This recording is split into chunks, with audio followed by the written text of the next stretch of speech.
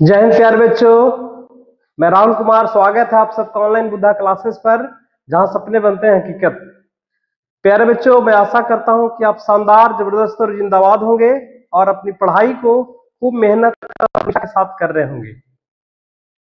प्यारे बच्चों, मैं आपकी इसी मेहनत को और शानदार बनाने के लिए प्रतिदिन आपके लिए मैं और मेरी टीम कक्षाएं लेकर आती है, ताकि आप यहां आकर जबरदस्त नंबर लाकर माता पिता और गुरुजनों का नाम रोशन करें।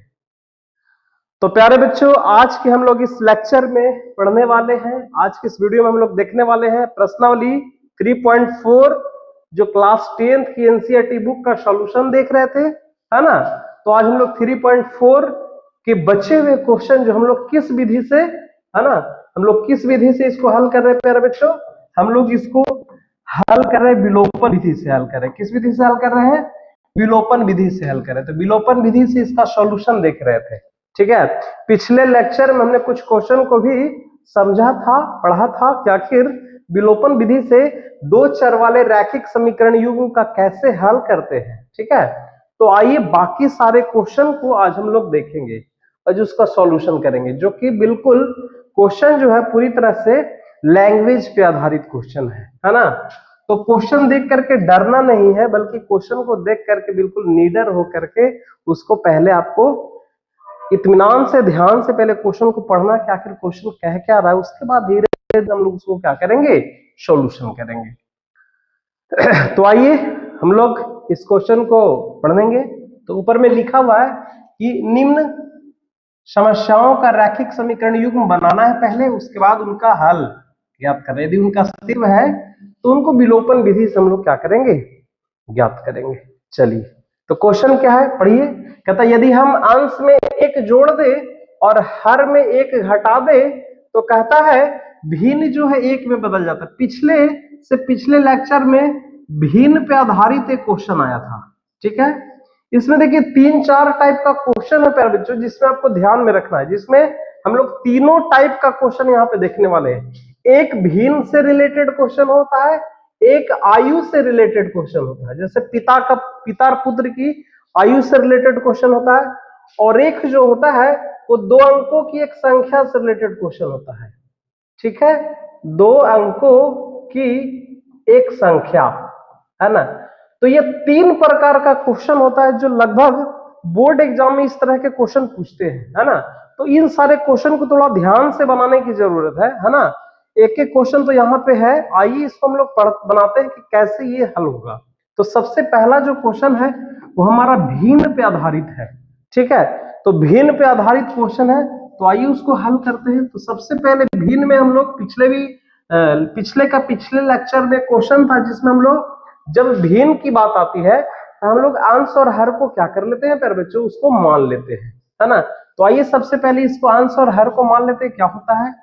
तो सबसे पहले इस क्वेश्चन को बनाने से पहले सबसे पहले लिखेंगे हम यहाँ पे हल लिखेंगे, और चूंकि अंश है क्वेश्चन में और क्या है, हर है, तो मान लेंगे ये दोनों को। क्या लिखेंगे कि माना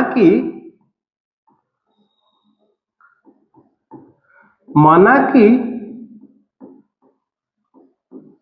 भिन्न का अंश बराबर x, तथा, या फिर यहां पे ना लिखे तथा यहीं पे लिख लेते हैं, हर बराबर y। अंश को x मान लिया और हर को क्या मान लिए, y मान लिए। तो जब अंश हमने x मान लिया और हर जब हमने y मान लिया, तो यहां से भिन्न क्या हो जाएगा प्यारे बच्चों, अपना भिन्न जो हो जाएगा वो भिन्न बराबर क्या होता है, अपना अंश बटा हर होता है ना। भिन्न तो यही होता ना, भिन्न अंश बटा हर होता है। तो अंश आपका एक बटा y हो जाएगा। अब यहां से देखिए क्वेश्चन में क्या कर रहा है कि यदि हम अंश में एक जोड़ दें और हर में से एक घटा दे तो हमारा जो भिन्न है वो क्या हो जाता है, भिन्न जो है वो एक में बदल जाता है। यानी जब हम अंश में एक जोड़ दे और हर में जब एक घटा दे, तब जो मेरा नया भिन्न जो बनेगा वो बिल्कुल किसके बराबर हो जाएगा, एक में बदल जाता है। तो सबसे पहले इस काम को करेंगे, सबसे पहले अंश में एक जोड़ेंगे। तो इसको बनाने से पहले यहाँ पे लिखेंगे प्रश्न का 2 भाग है, ठीक है। तो लिखेंगे पहले प्रश्न के पहले भाग से, प्रश्न के पहले भाग से ध्यान से देखिए, बिल्कुल आपको इसी तरह से बोर्ड में बनाना है एग्जाम में। तो प्रश्न के पहले भाग में क्या कह रहा है कि अंश में एक जोड़ने के लिए कह रहा है, तो लिखेंगे अंश में एक जोड़ने पर, अंश में जब एक जोड़ देंगे तो हमारा नया अंश क्या हो जाएगा, तो नया जो अंश हो जाएगा वो आपका x+1 हो जाएगा, क्योंकि मेरा अंश एक ही था ना, सॉरी अंश तो मेरा x ही था, तो नया अंश मेरा x+1 हो जाएगा। उसी तरह से हर में एक घटाने के लिए कह रहा है, तो लिखेंगे हर में एक घटाने पर, एक क्या करने पर, घटाने पर अपना जो नया हर हो जाएगा वो आपका क्या हो जाएगा, नया हर। पहले हर मेरा y था, y माने है ना, हर को क्या माने हैं y, तो y-1 आपका क्या हो जाएगा, ये हर हो जाएगा।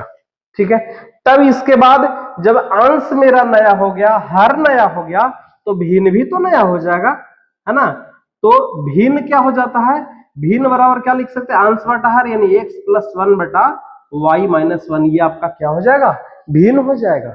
ठीक है, अब जब भिन्न हो गया, और यही जो भिन्न है वो किसके बराबर हो जाता है, एक के बराबर हो जाता है, यानी ये वाला भिन्न और ये वाला भिन्न दोनों आपस में बराबर हो गया, यानी इसको हम क्या कर सकते हैं, इसको ऐसे लिख सकते हैं।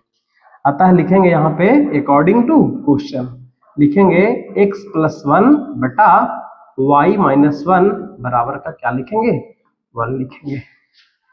अब इसको क्रॉस गुना कर लीजिए, जो क्रॉस गुना करेंगे तो क्या हो जाएगा, x+1 is equal to y-1 में 1 से गुना करेंगे तो ऑलरेडी y-1 होगा, तो y को इस तरफ ले आइए, x माइनस वाई, और 1 को उस तरफ लेकर के जाएंगे तो -1 पहले से था और एक और -1, तो ओवरऑल क्या हो जाएगा, x माइनस वाई और बराबर का -2, और ये आपका एक पहला समीकरण तैयार हो गया।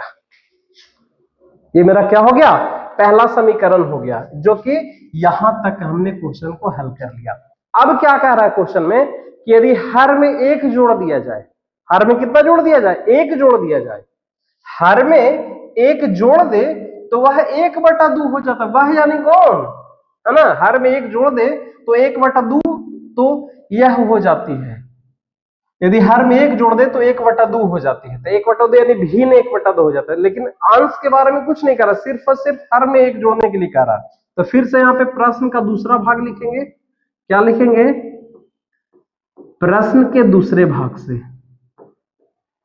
प्रश्न के दूसरे भाग से, तब प्रश्न के दूसरे भाग में क्या कर रहा है, हर में एक जोड़ने के लिए कह रहा है, तो लिखेंगे यहाँ पे क्या कि हर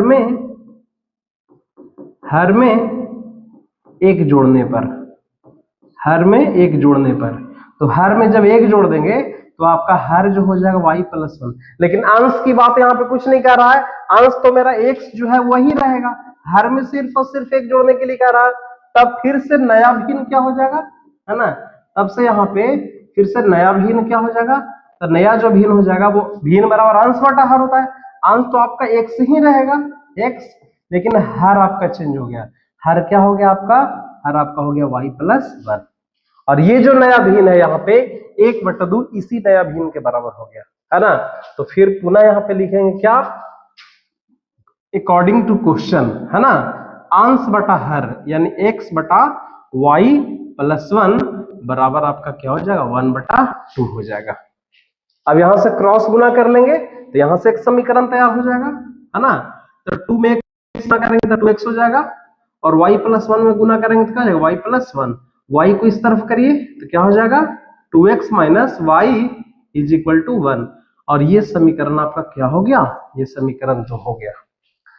अब ये जो दो समीकरण मिला, उस दोनों समीकरण को हम किस विधि से हल कर लेंगे, विलोपन विधि से क्या कर लेंगे, हल कर लेंगे। तो विलोपन विधि से हल करने के लिए मैंने क्या बताया था, याद कीजिए, पिछले लेक्चर में हम लोग पढ़े थे कि विलोपन विधि में करना क्या होता है कि x से y को हटाना होता है।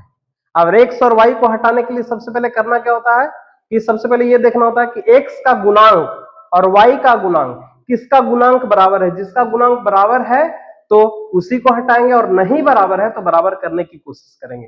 तो हम लोग समीकरण 1 और 2 को थोड़ा सा देखिए तो क्या पाते हैं, यहाँ पे x माइनस वाई है और यहाँ पे 2x माइनस वाई है। हम यहाँ पे देख रहे हैं कि y और y दोनों आपस में बराबर है, तो हमको x को हटाने की जरूरत है, y को हटाने की जरूरत है। अच्छा, एक बात और ध्यान में आना रखना है यहाँ पे कि जब एक प्लस में रहेगा और एक माइनस में रहेगा तभी हटेगा। यदि दोनों प्लस में रहेगा तो समीकरण को घटाएंगे, और दोनों ही माइनस में रहेगा तो उस कंडीशन में भी समीकरण को घटाएंगे। तो यहाँ पे y भी माइनस में है और यहाँ पे y माइनस में है, तो इस कंडीशन में हम लोग समीकरण को क्या करेंगे, घटाएंगे। तो ये छोटा सा थोड़ा सा जगह बचा है ना, आइए हम लोग इसको दूसरे पेज पे लेकर के चलते हैं, है ना, या फिर इसको थोड़ा सा यहाँ पे हल है तो कर ही लेते हैं। तो सबसे पहले क्या लिखेंगे, लिखेंगे समीकरण 1 और माइनस समीकरण 2 से, दोनों समीकरण को घटा रहे हैं। तो पहला समीकरण अपना क्या है, x माइनस वाई बराबर -2 है, और दूसरा समीकरण क्या है, दूसरा समीकरण है प्यारे बच्चों 2x माइनस वाई और बराबर में आपका क्या है 1 है। अब जैसा कि समीकरण को घटाने की बारी है, तो घटाने में नीचे वाला साइन चिन्ह बदल जाता है। यदि प्लस होगा तो माइनस में हो जाएगा, माइनस हो जाएगा तो प्लस में हो जाएगा, और प्लस हो जाएगा तो माइनस में हो जाएगा। तो देखिए अब यहाँ से y से y क्या हो गया, कट गया, बचा क्या, बचा -2x में x जाएगा तो यहाँ पे बचेगा माइनस का x, और यहाँ पे -2 और -1 क्या हो जाएगा, माइनस का 3, तो माइनस माइनस कैंसिल हो जाएगा, तो x बराबर अपना क्या आ गया, 3 आ गया, यानी x का वैल्यू हमको मिल गया यहाँ से। अब x का जो मान हमको मिल गया, अब इस x का मान चाहे समीकरण 1 में रख देंगे चाहे समीकरण 2 में रख देंगे, तो हमको y का मान क्या हो जाएगा, मिल जाएगा। ठीक है, तो आइए इस x के मान को समीकरण 1 में ही रखते हैं। ठीक है, उसको अगले पेज पे ले लेते हैं। देखिए लिखेंगे x बराबर अपना क्या आ गया, x बराबर अपना 3 आ गया। अब लिखेंगे कि x का मान समीकरण 1 क्या करने पर, रखने पर। तो समीकरण 1 क्या है प्यारे बच्चों, x माइनस वाई बराबर क्या है, एक मिनट देख लेते हैं, x माइनस वाई बराबर -2 था। ठीक है, x माइनस वाई बराबर क्या है, -2 है। तो यहां से मेरा x बराबर कितना आ गया, 3 आ गया है, यहाँ पे 3 रख लेते हैं, 3 माइनस वाई और बराबर का -2। ठीक है, 3 इस तरफ चला जाएगा, माइनस वाई और इधर में -2 है और 3 भी माइनस में हो जाएगा, तो क्या बचा, माइनस वाई बराबर क्या हो जाएगा, -5। तो माइनस माइनस कट गया, इस तरह से y का वैल्यू आपका क्या आ गया, 5 आ गया। तो हमने x को क्या माना था, x को हमने माना था अंश माना था, क्या माना था, नोमिनेटर, अंश माना था न्यूमरेटर, और हर को क्या माना था, y। तो x का वैल्यू मेरा 3 आ गया और y का वैल्यू मेरा कितना आ गया, 5 आ गया। तो अतः यहां से लिख सकते हैं, अतः क्या क्या आ गया, अंश बराबर क्या हो गया, अंश बराबर आपका 3 हो गया और हर बराबर कितना हो गया, 5। इसीलिए भिन्न का मान, भिन्न ही पूछ रहा था ना, तो भिन्न बराबर क्या होता है, अंश बटा हर। भिन्न बराबर होता है प्यारे बच्चों अंश बटा हर, यानी अंश का वैल्यू 3 आ गया और हर का वैल्यू कितना आ गया, 5। यही आपका क्या हो गया, यही आपका आंसर हो गया। समझे, तो भिन्न से रिलेटेड क्वेश्चन यदि आएगा तो आपको इसी तरह से हल करना है ना। भिन्न से रिलेटेड में आपको सबसे पहले अंश मानना होता है और क्या मानना होता है, हर मानना होता है। अंश मानिए, हर मानिए, उसके बाद क्वेश्चन आपको जैसे जैसे क्वेश्चन कह रहा है वैसे वैसे क्वेश्चन आपको बनाने की जरूरत है ना।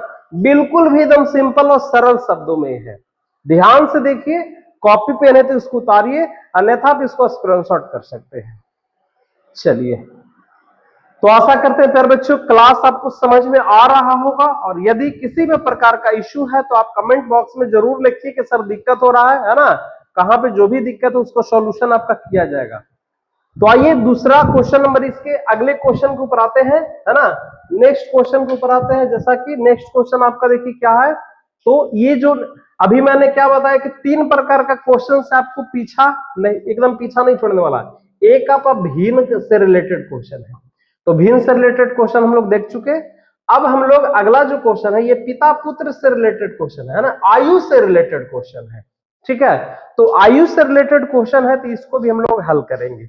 कैसे हल करेंगे, तो थोड़ा सा क्वेश्चन को पहले पढ़ते हैं, समझते हैं क्वेश्चन क्या कह रहा है। तो कह रहा है यहाँ पे क्वेश्चन में कि 5 वर्ष पूर्व नूरी की आयु, नूरी है ना। कोई नूरी एक नाम है, नूरी की जो आयु है वो सोनू की आयु की 3 गुनी थी, है ना। 5 वर्ष पहले की बात, आज की बात नहीं कर रहा, 5 वर्ष पहले। तो आज का वर्तमान उम्र यदि पता रहेगा तब तो 5 वर्ष पहले जाएंगे, है ना। तो दोनों का सबसे पहले वर्तमान उम्र को क्या करेंगे, मान लेंगे। प्रश्न का इसमें भी 2 पार्ट है, ये पहला पार्ट है, ये दूसरा पार्ट है। तो सबसे पहले हम लोग 2 जन है, 2 इंसान है, एक नूरी है, एक सोनू है, दोनों का सबसे पहले वर्तमान आयु को हम लोग क्या करेंगे, एज्यूम करेंगे, मानेंगे। तो आइए सबसे पहले इसको बनाते हैं। सबसे पहले यहां पे लिखेंगे हल, ठीक है। एकदम इत्मीनान से, ध्यान से एक एक लाइन को समझते हुए जाइए, ठीक है। बिल्कुल भी एकदम आसान लगने वाला है, ठीक है। तो सबसे पहले यहां पे मान लेते हैं, क्या मानेंगे, लिखेंगे माना कि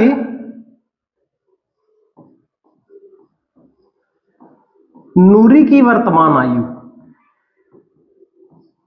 नूरी की वर्तमान आयु बराबर x वर्ष मान लिया, ठीक है। और सोनू की वर्तमान आयु क्या मान लिया,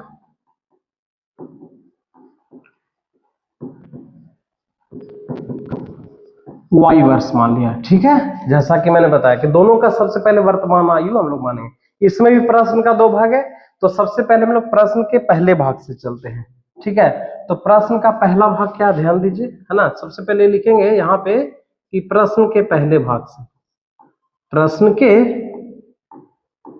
पहले भाग से। तो प्रश्न का पहला भाग क्या कह रहा है ना, कह रहा है 5 वर्ष पहले नूरी की आयु, 5 वर्ष पहले किसकी आयु, नूरी की आयु।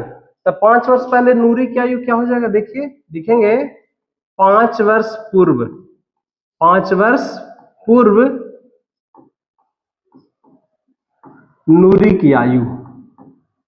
अब थोड़ा ध्यान दीजिए, तो आज नूरी की वर्तमान आयु आज x वर्ष है, तो 5 वर्ष पहले कितना होगा, है ना। जैसे मान लीजिए आज आपकी उम्र है 20 वर्ष, तो 5 वर्ष पहले कितना रहा होगा, तो 15 वर्ष रहा होगा। आज मान लीजिए किसी व्यक्ति का उम्र है 70 साल, ठीक है, तो 30 वर्ष पहले कितना रहा होगा, तो जाहिर सी बात है कि 40 साल रहा होगा। यानी कि जब पहले या पूर्व की बात करें तो उसको माइनस कर दिया जाता है। तो आज नूरी की वर्तमान आयु x वर्ष है, तो 5 वर्ष पूर्व क्या रहा होगा, तो 5 वर्ष पूर्व नूरी की आयु रहा होगा x माइनस का 5। उसी तरह से 5 वर्ष पूर्व सोनू की आयु क्या होगी, 5 वर्ष पूर्व सोनू की आयु क्या होगी, तो 5 वर्ष पूर्व सोनू की आयु हो जाएगी कितना, y माइनस 5 हो जाएगा। ये आपका नूरी की आयु हो गया, और ये आपका किसकी आयु हो गया, सोनू की आयु हो गया, ठीक है। चलिए अब देखिए यहां से इक्वेशन तैयार होगा, कैसे इक्वेशन तैयार होगा, है ना। तो यहाँ पे लिख रहा है 5 वर्ष पहले नूरी की जो आयु है, तो 5 वर्ष पहले नूरी की आयु कितना, नूरी की आयु है x माइनस 5 है, ये तो 5 वर्ष पहले ना।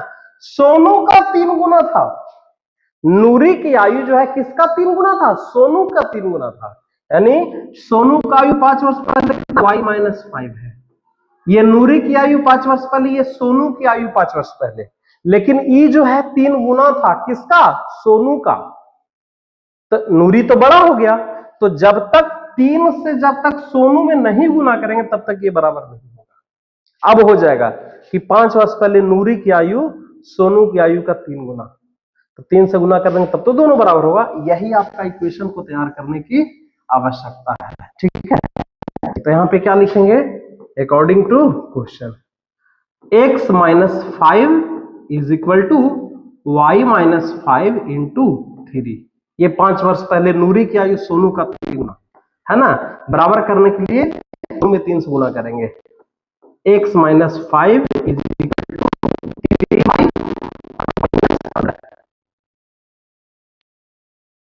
माइनस 3y, और यहाँ पे माइनस का 15 तो प्लस का 5 हो जाएगा। तो x माइनस 3y बराबर क्या हो जाएगा, माइनस का 10 हो जाएगा, और ये समीकरण आपका क्या हो जाएगा, 1 हो जाएगा, ठीक है। एकदम इत्मीनान से देखिए क्वेश्चन, है ना, समझ रहे इस क्वेश्चन। चलिए, तो ये प्रश्न का पहला भाग था। अब प्रश्न का दूसरा भाग क्या है कि 10 वर्ष के पश्चात, पश्चात का मतलब होता है बाद, पश्चात का मतलब क्या होता है बाद, तो 10 वर्ष के बाद नूरी की जो आयु है वो सोनू की आयु का दुगना हो जाएगा, है ना। पहले प्रश्न के दूसरे भाग से लिखेंगे यहां पे क्या, प्रश्न के दूसरे भाग से। तो प्रश्न के दूसरा भाग में क्या है, 10 वर्ष बाद है ना, तो लिखेंगे 10 वर्ष बाद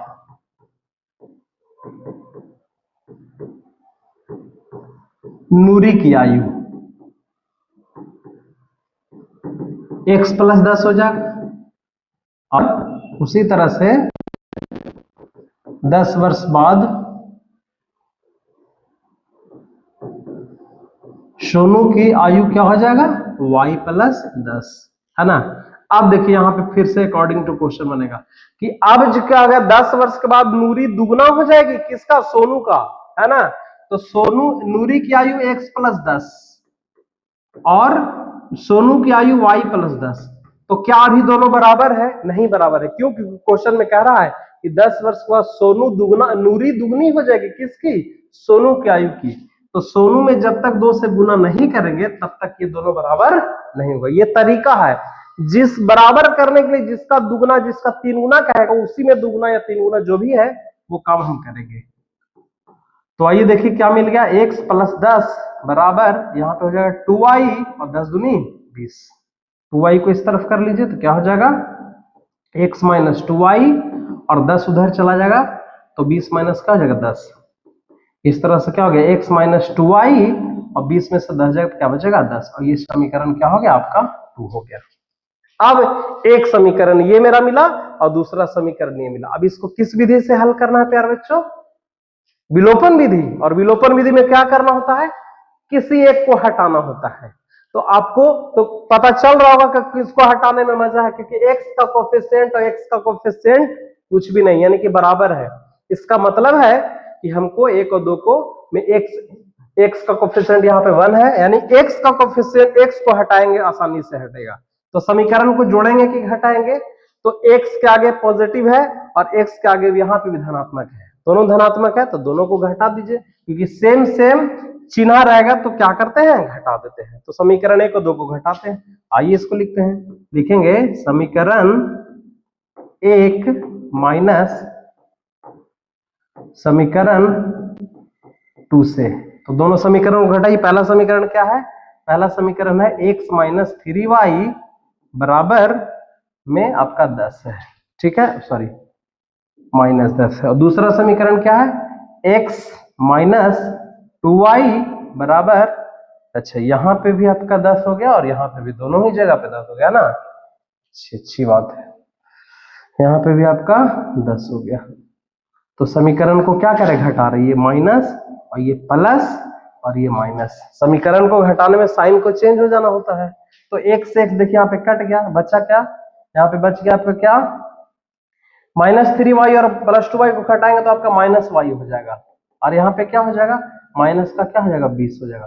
तो माइनस माइनस कट गया तो क्या यहाँ पे बच गया, इस तरह से। इसीलिए लिखेंगे y बराबर क्या हो गया, 20 वर्ष हो गए। चूंकि आयु है तो 20 वर्ष हम मान सकते हैं। किसकी आयु, y किसको माने थे, सोनू का। लेकिन हमको नूरी की आयु के लिए क्या करना पड़ेगा, y का वैल्यू किसी एक समीकरण में रखना पड़ेगा, चाहे तो 1 में रखिए चाहे तो 2 में रखिए, है ना। तो यहाँ पे लिखेंगे y का मान कहां पे, समीकरण 1 में रखने पर, समीकरण 1 में रखने पर। तो समीकरण 1 क्या है प्यारे बच्चों, समीकरण 1 है x - 3y और बराबर का क्या है, माइनस का 10 है। देखिए तो क्या हो जाएगा, x - 3 इंटू y का वैल्यू कितना आया, 20 आया है, बराबर माइनस का 10। देखिए कितना आता है, 20 या 60 बराबर माइनस का 10, ठीक है। x बराबर, ये 60 को उस तरफ कर देते हैं तो क्या हो जाएगा, माइनस का 10 और प्लस का 60, तो क्या हो जाएगा, x बराबर क्या हो जाएगा, 50 वर्ष हो जाएगा, है ना। x क्या माने थे, किसके आयु माने थे, नूरी की आयु माने थे। तो यहां से लिख सकते हैं, अतः नूरी की आयु बराबर 50 वर्ष और सोनू की आयु क्या हो जाएगा? सोनू की आयु कितना निकल के आया है? 20 वर्ष। ठीक है, तो यही आपका क्या हो गया फिर बच्चों? आंसर हो गया। ठीक है, यही आपका क्या हो गया? यहाँ पे थोड़ा सा सही से लिख देते हैं 50। देख रहे हैं अच्छे से? देखिए ये VVI क्वेश्चन है, ये क्वेश्चन एग्जाम में पूछा हुआ है, नूरी और सोनू की आयु, और ये आपको आयु से रिलेटेड एक क्वेश्चन था। ठीक है, तो आयु से रिलेटेड क्वेश्चन, इस तरह के क्वेश्चन एग्जाम में आते हैं, है ना? तो इसको ध्यान से देखिए, कॉपी करना है तो कॉपी करिए, स्क्रीनशॉट करना है प्यारे बच्चों तो आप इसको स्क्रीनशॉट भी कर सकते हैं, स्क्रीनशॉट भी ले सकते हैं।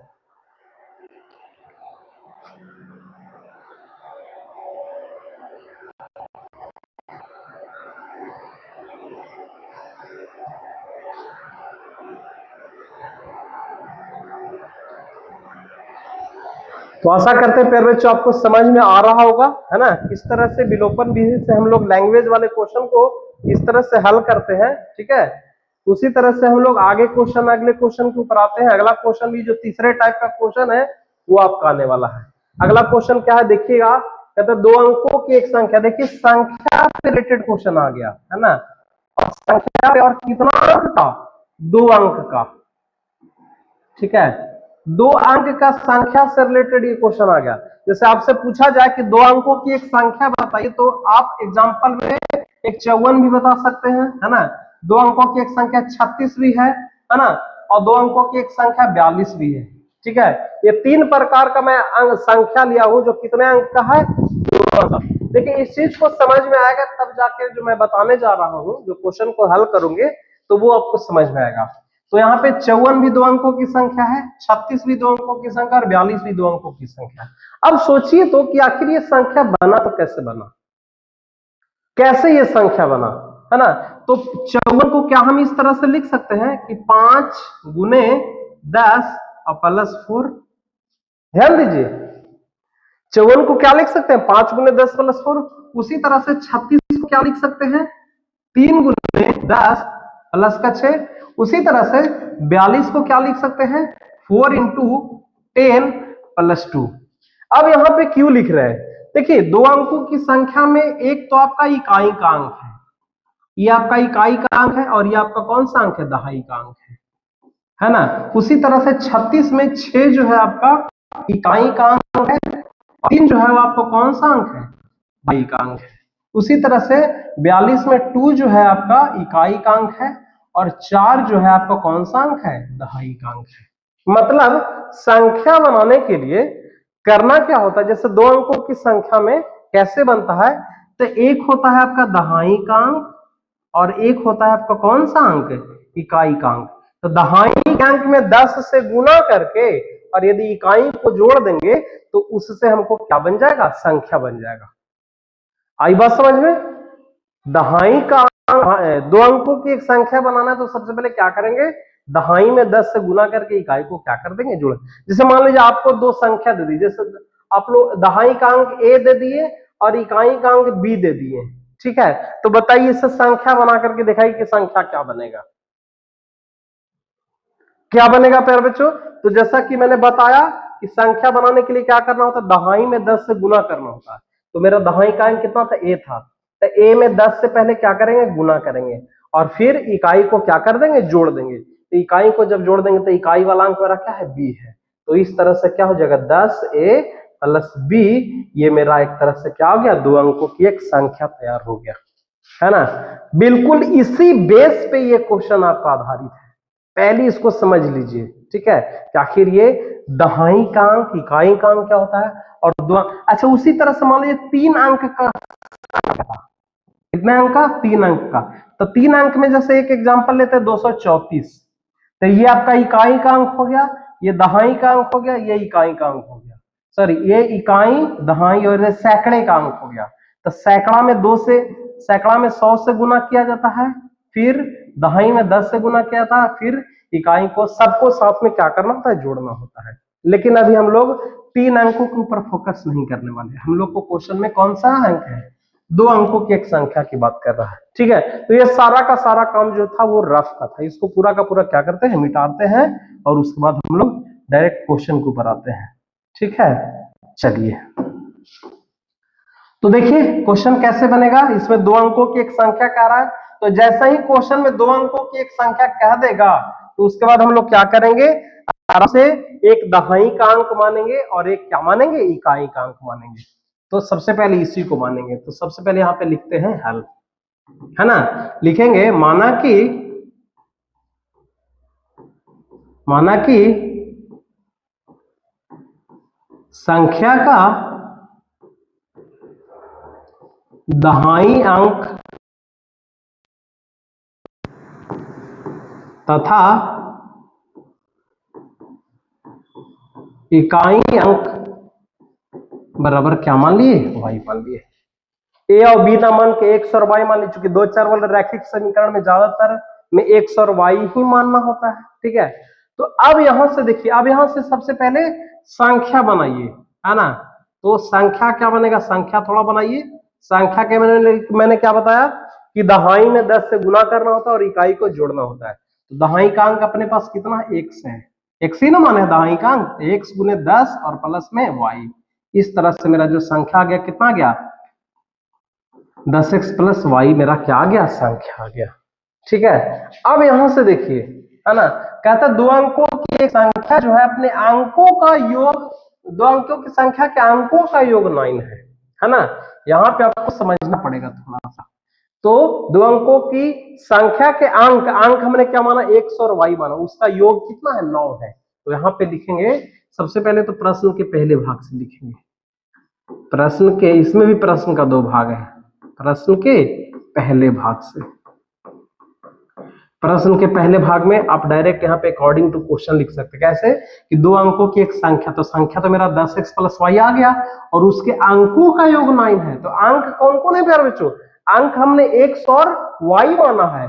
तो x और y अंकों का योग यानी कि x plus y is equal to 9, और यही आपका क्या बन गया, समीकरण फर्स्ट बन गया। बड़ा ही आसान है।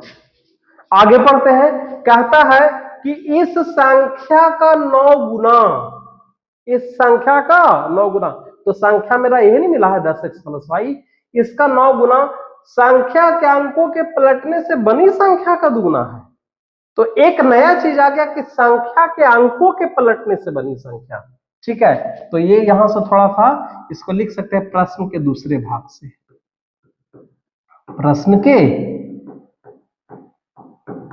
दूसरे भाग से, जिसमें संख्या के अंकों को पलटने की बात कर रहा है। तो यहां से लिखते हैं, लिखेंगे संख्या के अंक, संख्या के अंक पलटने से बनी संख्या। संख्या के अंक यदि पलट दिया जाए तब कौन सा संख्या बनेगा, मतलब संख्या का अंक देखिए, संख्या ही ना 10x प्लस वाई, अंक अंक एक x है एक y है, इसको पलट दीजिए, x को y के जगह पे लेके चल जाए और y को कहां पे लेके चल जाए, x के जगह पे। तो देखिए तो यहाँ पे क्या हो जाएगा, 10 गुने x को y के जगह पे लेके जा रहे हैं और y को x के जगह पे, यानी यही तो संख्या, अंक पलट, अंक की अदला बदली हुई है, अंक उठ करके एक दूसरे अपने जगह को क्या कर लिया, बदल लिया।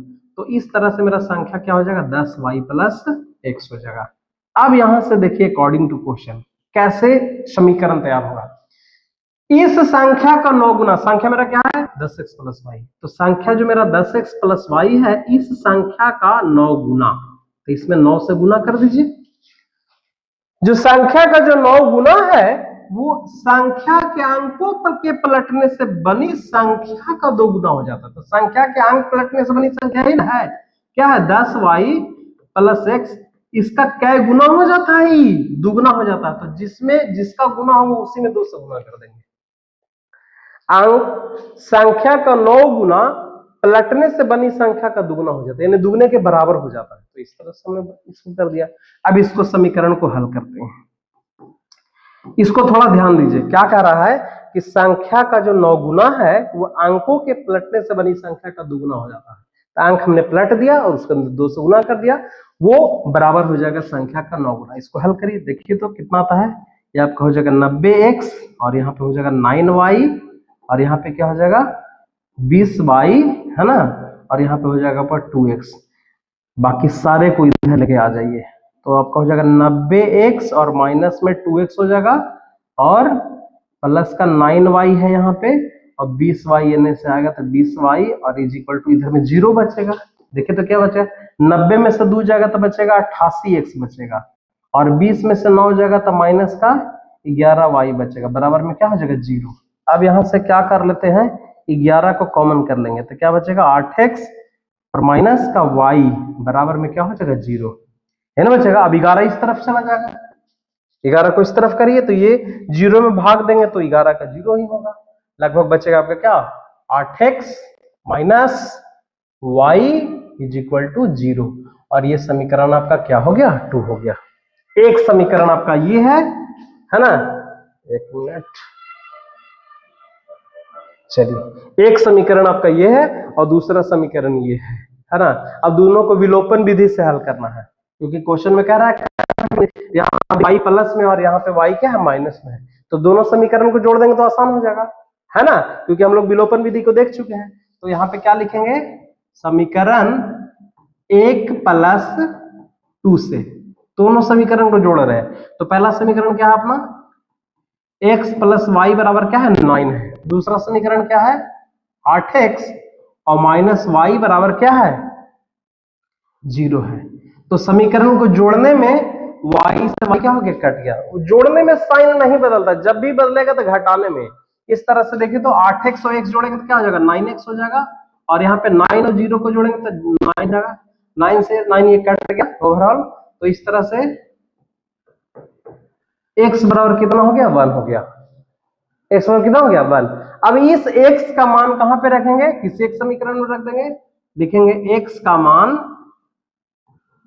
मान समीकरण 1 में रखने पर, 1 में रखने पर। तो समीकरण 1 अपना क्या है, समीकरण 1 है x प्लस y बराबर 9 है, ठीक है, x का वैल्यू 1 आया, 1 plus y is equal to 9। तो 1 उधर चला जाएगा तो y बराबर क्या आ जाएगा 9 माइनस 1 इज इक्वल टू क्या हो जाएगा 8। लेकिन हमको क्या पूछ रहा है, वह संख्या ज्ञात करिए, वह क्या ज्ञात करिए संख्या। तो संख्या मेरा क्या मिलेगा, तो यहां से लिख सकते हैं, अतः संख्या बराबर, संख्या मेरा यही ना 10x प्लस वाई है, संख्या मूल संख्या मेरा 10x प्लस वाई है प्यारे बच्चों, है ना। x और y का मान रख देंगे आ जाएगा आंसर। x का वैल्यू आया है 1, 10 इंटू 1 और y का वैल्यू 8 आया है, तो 10 से कम 10, 10 और 1 8, 18, टोटल आपका 18 आपका क्या हो जाएगा आंसर हो जाएगा। यानी कि ओवरऑल मेरा संख्या कितना हो गया 18 आ गया, ठीक है। तो एकदम इसको इत्मीनान से देखिए, ठीक है, यही आपका रियल कॉन्सेप्ट है। 2 अंकों से रिलेटेड क्वेश्चन भी बोर्ड में कभी कभी ये पूछ देता है, ठीक है। तो इस तरह से आपको देखिए समझ में बिल्कुल भी आपको आने वाला है, ठीक है। चलिए तो देख लीजिए, उतारना है तो उतार लीजिए, स्क्रीनशॉट करना है तो आप इसको स्क्रीनशॉट भी कर सकते हैं।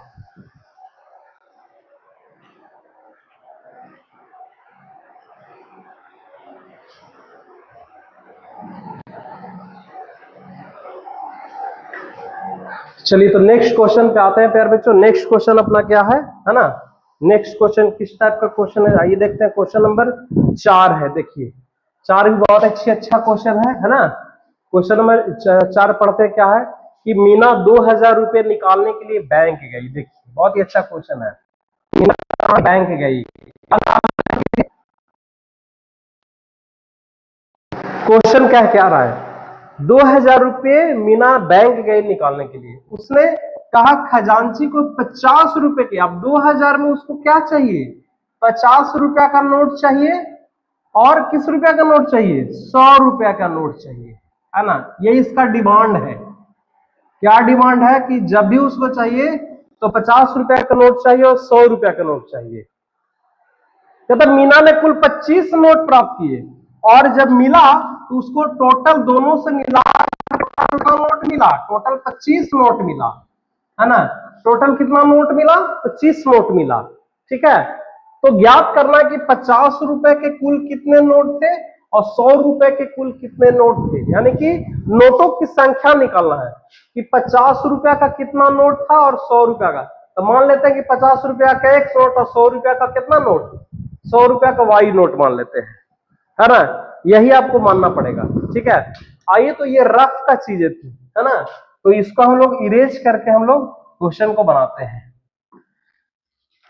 क्वेश्चन में पूछ रहा है कि 50 रुपया का कितना नोट होगा और 100 रुपया का कितना नोट होगा। तो दोनों के नोट को मान लेते हैं कि मान लिया जाए, है ना। सबसे पहले लिखेंगे हल, लिखेंगे माना कि 50 रुपए के नोटों की संख्या, 50 रुपए के नोटों की संख्या बराबर x और 100 रुपए के नोटों की संख्या बराबर y। 50 रुपया का x नोट और 100 रुपया का y नोट, है ना। और टोटल हमारा नोट दिया हुआ है बाबू, देखिए टोटल कुल कितना नोट उसके मिला है, टोटल 25 नोट मिला है। और 50 रुपया का x नोट और 100 रुपया का y नोट और टोटल 25 नोट, तो ईवी नोट अकॉर्डिंग टू क्वेश्चन पहला समीकरण तो आपका बन गया कि x 50 रुपया का, y 100 रुपया का नोट। तो बराबर में क्या लिख सकते हैं, बराबर में 25 लिख सकते हैं। ये समीकरण हो गया, क्योंकि ये भी नोट है, दोनों नोट को टोटल नोट उसका कितना वाला 25 नोट मिला है। तो ये आपका पहला समीकरण हो गया। फिर क्या कह रहा है, अच्छा उसके बाद दूसरा समीकरण कहां से आएगा, है ना। तो टोटल वो कितना रुपया निकालना चाह रहा था, 200 रुपया, 2000 रुपया निकालने के लिए गया था। ध्यान दीजिएगा, 2000 रुपया टोटल निकालने के लिए गया था। तो सोचिए तो कि एक्स जो नोट है वो कितना का है, 50 रुपया का है, और वाई नोट कितना का है, 100 रुपया का नोट है। तो 50 में एक्स से गुना कर देंगे तो टोटल आपका 50x रुपया आएगा, और 100 में वाई से गुना कर देंगे तो टोटल 100 वाई भी रुपया हो गया।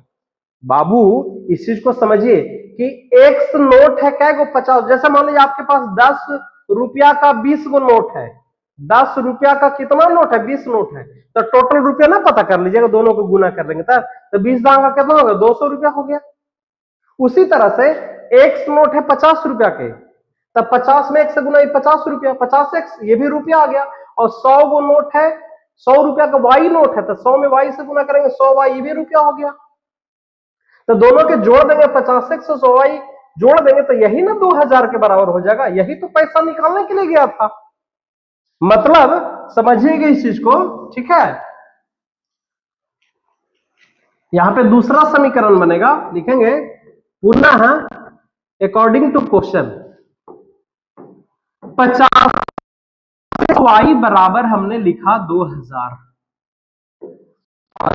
हो गया। ये कैसे लिखा, एक्स नोट 50 रुपया का था, 50x रुपया, 100 रुपया का वाई नोट तो 100 वाई, और ये टोटल कितना हो गया 2000। अब ये दोनों समीकरणों को हल करने की जरूरत है ना।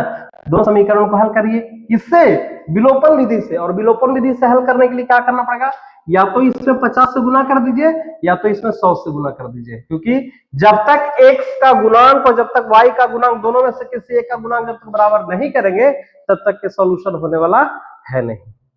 तो सबसे पहले हम लोग क्या करेंगे, x के गुणांक को बराबर करने के लिए समीकरण में 50 से गुना करते हैं, ठीक है। नहीं तो फिर इसको गुना कर दीजिए, y को हटाइए। तो लिखते हैं समीकरण 1 गुने 100 माइनस समीकरण 2 से। तो समीकरण 1 में 100 हो जाएगा, अब 100 में पूरा से गुना करना पड़ेगा, तो ये अपना हो जाएगा 100 है ना, प्लस 100 वाई हो जाएगा, और 100 में 25 से गुना करेंगे तो 2500 हो जाएगा। उसी तरह से नीचे में आपका 50x, समीकरण 2 को कुछ नहीं कर रहे हैं, प्लस में 100 वाई और बराबर में क्या है 2000 है। अब चूंकि समीकरण को क्या करना है, घटाना है, घटाने में नीचे में साइन क्या हो जाता है, बदल जाता है। तब तो ये 100 वाई से 100 वाई कटेगा, है ना। तो 100 में से 50 जाएगा कितना बचेगा, 50x बचेगा। 50x बराबर इधर में क्या आ गया, 2500 में से 2000 घटेगा तो क्या बचेगा, 500 बचेगा। इसका मतलब आ जाएगा 50x बराबर कितना हो गया, 500 हो गया। ठीक है, 1 0 से 1 0 कट गया, 5 से ये 10 बार में कट गया, यानी x बराबर क्या हो गया 10। x बराबर 10 आ गया, यानी 50 रुपया का 10 नोट। अब x का मान किसी एक में रख लेंगे, लिखेंगे x का मान समीकरण 1 में रखने पर, तो समीकरण 1 क्या है पर बच्चों, x plus y is equal to क्या है 25 है। x का वैल्यू 10 रखेंगे तो 10 प्लस वाई बराबर 25। अब 10 को उस तरफ कर दीजिए तो y बराबर क्या हो जाएगा 25 माइनस 10 बराबर कितना 15।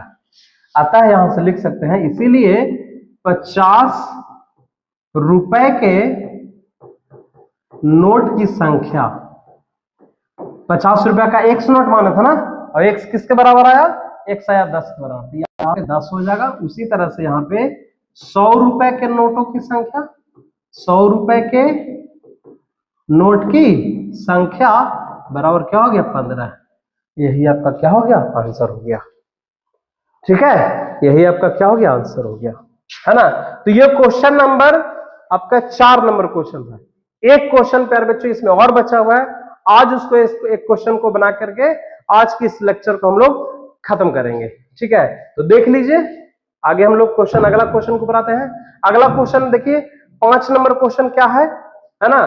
5 नंबर क्वेश्चन कह रहा है कि किराए पर पुस्तक देने वाले किसी पुस्तकालय का प्रथम 3 दिनों का एक नियत किराया। देखिए इस टाइप का क्वेश्चन हम लोग पहले भी पढ़े हैं, बनाए हैं, कल ही के पिछले लेक्चर में पढ़े थे।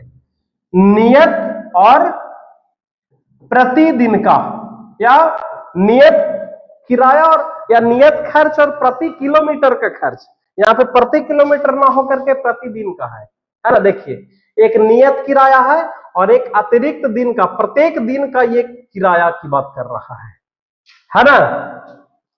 तो इसके लिए हम लोग क्या करेंगे, एक तो नियत किराया मानेंगे और एक प्रतिदिन का किराया मानेंगे। इसका पिछला लेक्चर देखिए, उसमें अच्छे तरीके से इस क्वेश्चन को समझाए थे। ठीक है, तो सबसे पहले हम लोग इसमें नियत किराया मानेंगे और उसके बाद क्या मानेंगे, प्रतिदिन का किराया मानेंगे।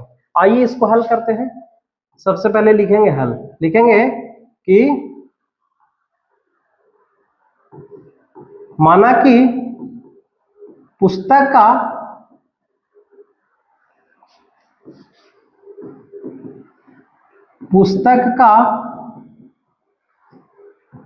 नियत किराया बराबर 100 रुपया। ठीक है, और प्रतिदिन का किराया, प्रतिदिन का किराया बराबर वाई रुपया, है ना। अब देखिए पुस्तकालय में कोई व्यक्ति जाता है, कोई बच्चा जाता है और बोलता है कि हमको 3 दिन के लिए पुस्तक चाहिए, तो 3 दिन का उसको नियत किराया देना पड़ रहा है और उसके बाद प्रत्येक अतिरिक्त दिन का अलग से किराया दे रहा है। जैसे ऐसे समझिए, जैसे हम पुस्तकालय गए और एक तो किताब हम लिए, है ना, तो किताब जैसे सरिता जो है वो पुस्तकालय गई और 7 दिन के लिए जब पुस्तक रखी, खरीदी, ली, तो उसको कितना किराया देना पड़ रहा, 27 दिन का। तो 7 दिन में 2 प्रकार का किराया है, एक आपका नियत किराया है और एक आपका 7 दिन का अलग से किराया है। एगो तो नियत लगेगा, चाहे आप 1 दिन रखिए, चाहे 10 दिन रखिए, चाहे 20 दिन रखिए, नियत किराया सब में लगेगा और अलग से 7 दिन का वो किराया लगेगा। जैसे यहाँ पे नियत किराया हमने 1 माना तो ये तो लगेगा ही लगेगा, और 1 दिन का प्रतिदिन का किराया वाई रुपया, तो 7 दिन का आपका क्या हो जाएगा 7 वाई हो जाएगा। मान लीजिए 20 दिन का कोई रखता है तो x प्लस 20 वाई हो जाएगा। मान लीजिए कोई 100 दिन का रखता है तो x प्लस 100 वाई हो जाएगा, है ना। तो यहाँ पे 7 दिन के लिए पुस्तक रखा जा रहा है पुस्तकालय से, तो यहाँ पे लिखेंगे कि क्या लिखेंगे, 7 दिन का कुल किराया, तो 7 दिन का कुल किराया एक तो नियत है और प्लस 7 दिन का 7 वाई, और यही जो है वो किसके बराबर है, 7 दिन का किराया कितना रुपया अदा करना पड़ा है, 27 रुपया हो जाएगा। x प्लस 7 वाई बराबर आपका 27 हो जाएगा। ये समीकरण आपका फर्स्ट बन जाएगा। उसी तरह से फिर से कह रहा है कि एक सुशी है जो पुस्तकालय गई और 5 दिनों तक पुस्तक रखने का 21 रुपया किराया दिया पड़ा, है ना। पुनः यहाँ पे लिखेंगे, क्या लिखेंगे, क्या 5 दिन का